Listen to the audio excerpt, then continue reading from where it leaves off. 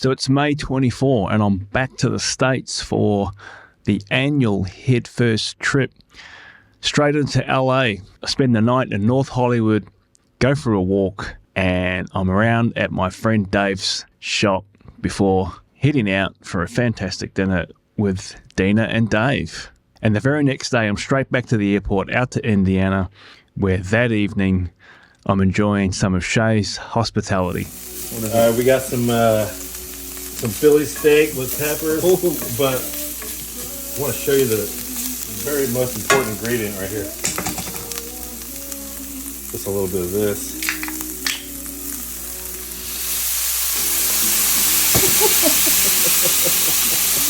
Hell yeah. But this trip's all about work, so we're straight into testing a couple of Alta 100s that I've just shipped over.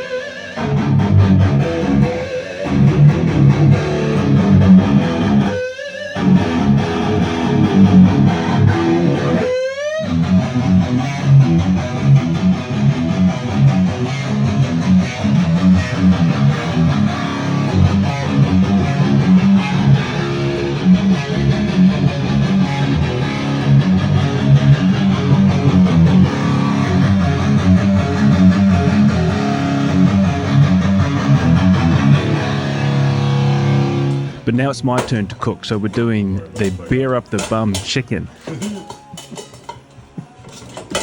It's an old favourite. Game of skill. Okay.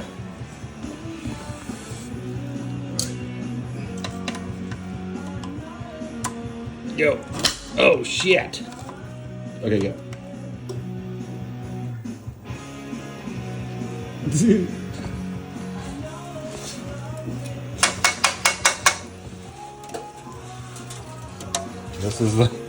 This is the only beer I would never drink right here. Then we're straight into modifying the SV20H that Mark Huzansky sent over and was featured on a separate video. The next day, we're off to Ohio to visit Kyle at KSR. And after a really disappointing visit to a local guitar center, we finally make it to KSR, where there's always something interesting going on at the KSR factory, including a big run of head shells for the Evil Joe and the Skeleton Key. Catching up with Kyle over lunch. I'm not sure we actually made it back to the factory. We might have stayed out and started planning our business adventures for the rest of the year. And as an Aussie traveling in the US, it's always fun to meet some of the locals. And I'm not sure what time we finished up that night, but what I do know is that Shay and Kyle stayed up later than I did. So the next morning we just make the checkout close and we are out to Sonic Temple, where the crew from Slipknot have very generously got myself, Shay and Kyle guest passes.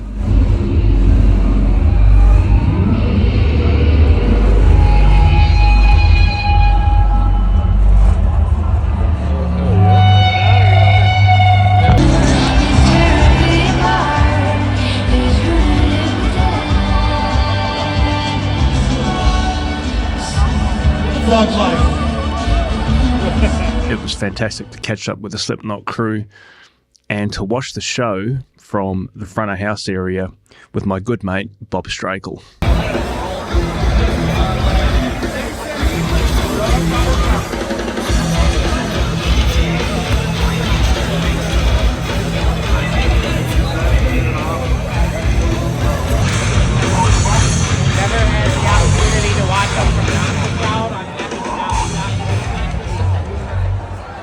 Cheers, Obi.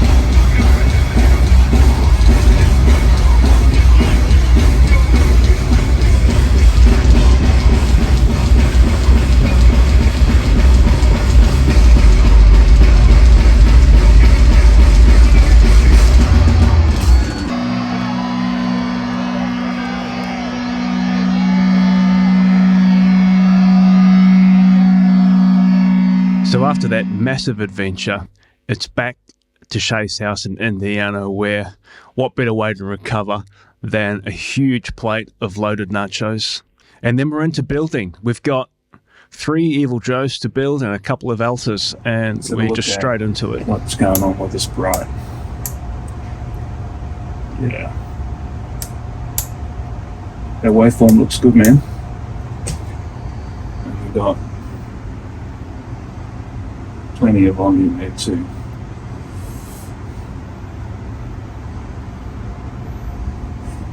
Heaps. I think it all checks out, man.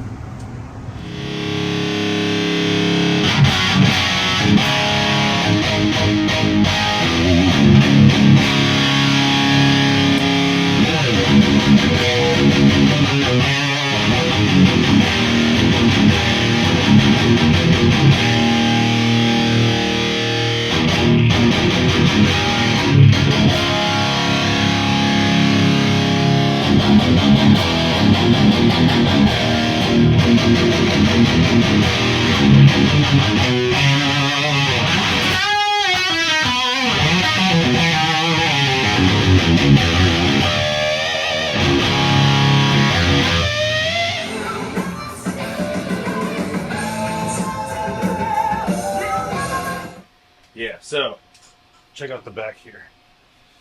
I've got the Master.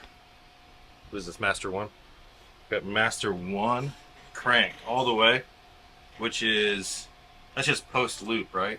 Correct. Yeah, so a lot of people are probably blending this with the front volume, which sounds good, but really, if you crank this, the Master 1, all the way to 10, and then you kind of use the front as your just master volumes, this is I think the amp sounds really great this way. It's a little bit more present in the controls too.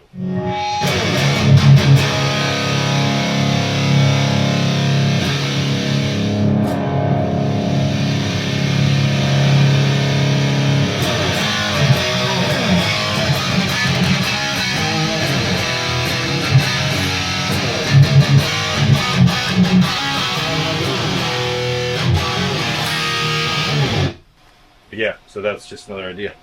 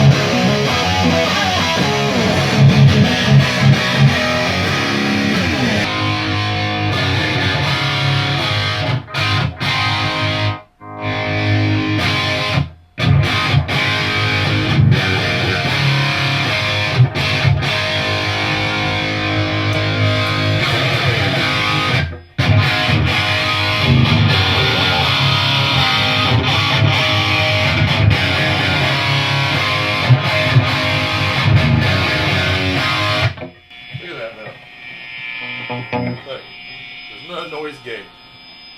This is just straight in, all that gain.